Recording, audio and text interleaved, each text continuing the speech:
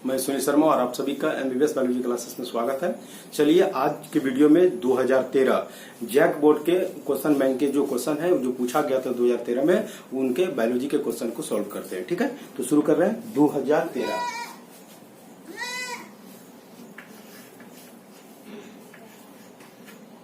ठीक है, तो पहले हम बात करेंगे बॉटनी का। ठीक है, दोनों का अलग अलग पार्ट कर देते हैं, इधर बॉटनी कर लेंगे।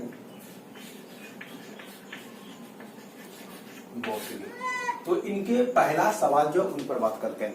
तो देखिए अब क्या हुआ कि अब आपको ऑप्शन देगा 2013 से जो है आपको ऑप्शन देना शुरू कर दिया है। मतलब आपको चार में से एक को चूज करना है। एकदम आपका ये मल्टी मतलब चार आपका देगा, उसमें से एक को आपको चुनना है। ठीक है, चलिए तो सवाल क्या है पहला कि भारत में बॉटनी में पहला क्वेश्चन, भारत में हरित क्रांति के जनक कौन है। सवाल ध्यान सुनिएगा, कहता भारत में हरित क्रांति के जनक है तो उसका नाम है डॉक्टर एम एस स्वामीनाथन, है ना। उसका क्या नाम है? Doctor M S Swaminathan. तो बोले कि भारत में हरित क्रांति क्या बोले ग्रीन रिवॉल्यूशन के जनक कौन है, तो क्या बोले कि एम एस स्वामीनाथन। ऑप्शन में दिया एक नंबर में एनी बोरलॉग और दूसरा नंबर में एम एस स्वामीनाथन, तीसरा में बीपी पाल और चौथा नंबर में दिया है महेश्वरी। ठीक है, तो चलिए इसका आंसर क्या हो जाएगा? 2 नंबर। एक का आंसर जो है एक का आंसर हो जाएगा 2 नंबर, जिसका क्या है M S Swaminathan. M S Swaminathan. चलिए अब दूसरा नंबर सवाल का बात कर रहे हैं। दूसरा में कहता है कि टोमेटो उत्पन्न होता है, तो उसमें दिया है आपको होता है ऑप्शन ए सोमेटिक संकरण से, ऑप्शन बी जीन क्लोनिंग से, ऑप्शन 3 अंतःस्पीशी संकरण से, ऑप्शन डी डीएनए फिंगरप्रिंटिंग से। तो आपको बता दें इनका जो जवाब होगा वो होगा सोमेटिक संकरण से। कहता पोमेटो व टोपैटो क्या बोला कि बोले पोमेटो एवं टोपैटो उत्पन्न होता है तो सोमेटिक संकरण से। तो 2 नंबर का आंसर जो है 2 नंबर का आंसर हो जाएगा 1 नंबर, है ना। उसी को क्या बोले सोमेटिक संकरण। सोमेटिक संकरण। चलिए अब तीसरा नंबर बॉटनी के सवाल जो उस पर बात कर रहे हैं।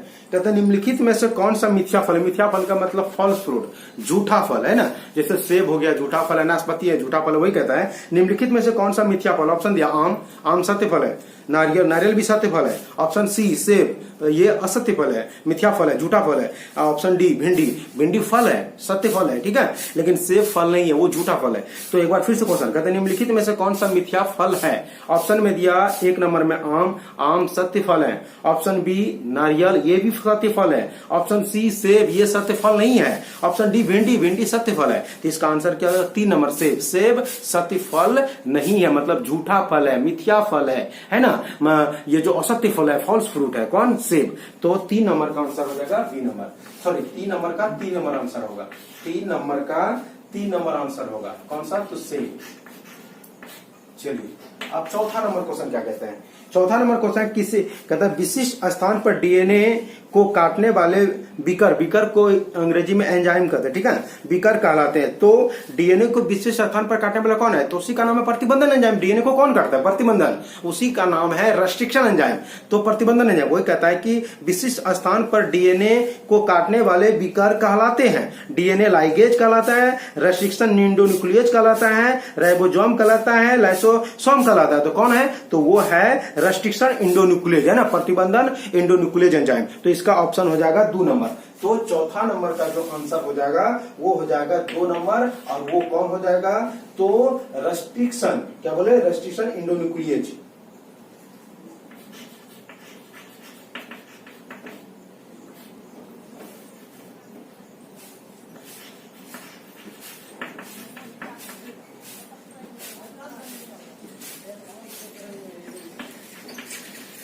रेस्ट्रिक्शन एंडोन्यूक्लियेज है ना। रेस्ट्रिक्शन एंडोन्यूक्लियेज एंजाइम इसी को बोलते हैं प्रतिबंधन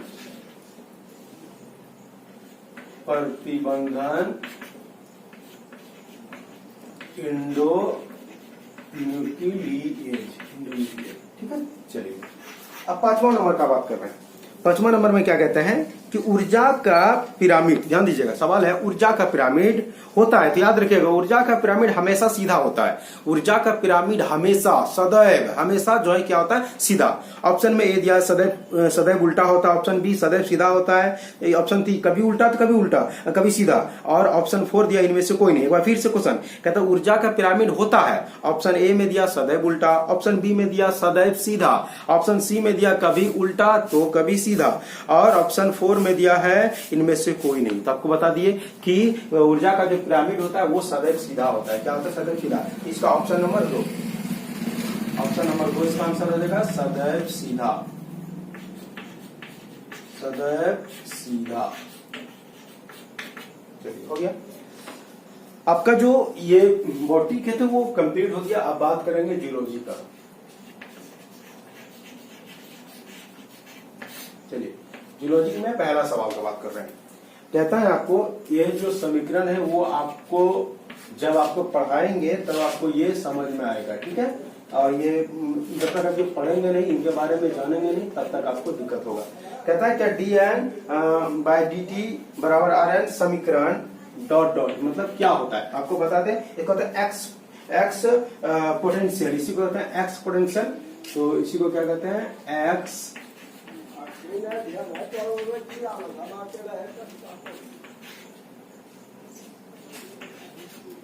पोटेंशियल है ना, ये होता है।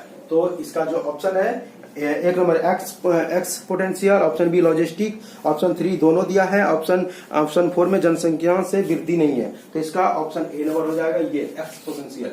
इसका आंसर हो जाएगा एक नंबर ये एक्स पोटेंशियल। चलिए अब ले चलते हैं आपको जियोलॉजी का दूसरा नंबर क्वेश्चन। कहता मनुष्य में कितने क्रोमोजोम होते हैं। ऑप्शन ए में दिया 24 जोड़े, ऑप्शन बी में 22 जोड़े, ऑप्शन 3 में 23 जोड़े, ऑप्शन 4 में दिया है 4 जोड़े। सवाल एक बार फिर से कहता मनुष्य में कितने क्रोमोजोम होते हैं। ऑप्शन ए में दिए 24 जोड़े, ऑप्शन बी में 22 जोड़े, ऑप्शन सी में 23 जोड़े, ऑप्शन डी में 4 जोड़े। तो क्या होगा, इसका आंसर हो जाएगा 23 जोड़े, है ना। इनका कितना हो जाएगा बोलिए, 23 जोड़े। 23 जोड़े मतलब 46 क्रोमोजोम होता है मनुष्य में, ठीक है। चलिए अब आपका जो है इसका तीसरा नंबर क्वेश्चन, अब कितना तीसरा, अब तीसरा नंबर क्वेश्चन जो है कहता मनुष्य के लिए प्लाज्मोडियम की संक्रमण अवस्था होता है। प्लाज्मोडियम की संक्रमण अवस्था होती है। एक number gametocyte, option B sporozoite, option 3 merozoite, option 4 metamerozoite. हम एक बार फिर से क्वेश्चन पढ़ रहे हैं। सवाल है मनुष्य के लिए प्लाज्मोडियम की संक्रमण अवस्था होता है, तो आपको बता देता है स्पोरोजाइट होता है। क्या होता है, स्पोरोजाइट। क्या होता है बोलो, स्पोरोजाइट। तो 3 नंबर का जो आंसर होगा इसका ऑप्शन 2 होगा। क्या होगा, स्पोरोजाइट। स्पोरो या तो स्पोराजाइट, या जो ऑप्शन में लिखा है स्पोराजाइट, या तो स्पोरोजाइट कहते हैं इसको, ठीक है। चलिए अब आगे बढ़ते हैं। कहता है चौथा नंबर क्वेश्चन में जो बात कर रहे हैं, इसके चौथा नंबर में बात जो क्वेश्चन कर रहे हैं वो चौथा नंबर क्वेश्चन क्या है, सम उद्भवी अंग। ध्यान दीजिएगा, सम उद्भवी अंग डाइस प्रकार के क्रम विकास को समर्थन करता है ना। सम उद्भवी अंग डाइस प्रकार के क्रम को विकास को समर्थन करता है। इसको डायरेक्ट आप बोल सकते हैं डाइवर्जेंट। क्या बोलते हैं इसको, बोलो डाइवर्जेंट। तो 4 का जो आंसर हो जाएगा वो ऑप्शन ए नंबर हो जाएगा डाइवर्जेंट।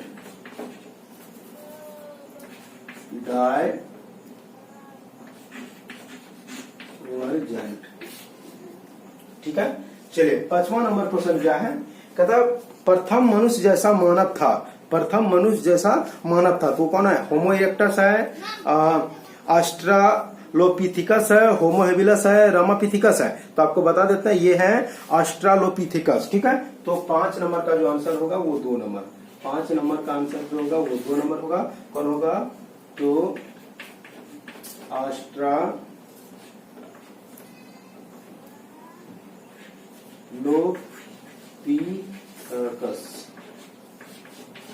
चलिए तो आपका जो है ये 2013 के जो क्वेश्चन थे ये आपको कंप्लीट कर दिए। अब आपको ले चलेंगे, अब अगले वीडियो में आपको मिलेगा 2014 के, और हम आपको बता देते हैं 2014 से लेकर आपकी जो क्वेश्चन है उसको पढ़ना बहुत जरूरी है, क्योंकि वही क्वेश्चन से जो है बहुत सारे क्वेश्चन को रिपीट किया गया है। अब तक 2013 तक का जो वीडियो था वो आप अगर आप उनको देख लेते तो बहुत अच्छी बात है, लेकिन 2014 से देखना ही है आप लोगों को। ऐसे 2013 में भी बहुत सारे क्वेश्चन ऐसे हैं जिसको पढ़ना बहुत जरूरी है। चलिए धन्यवाद, मिलते हैं अगले वीडियो में।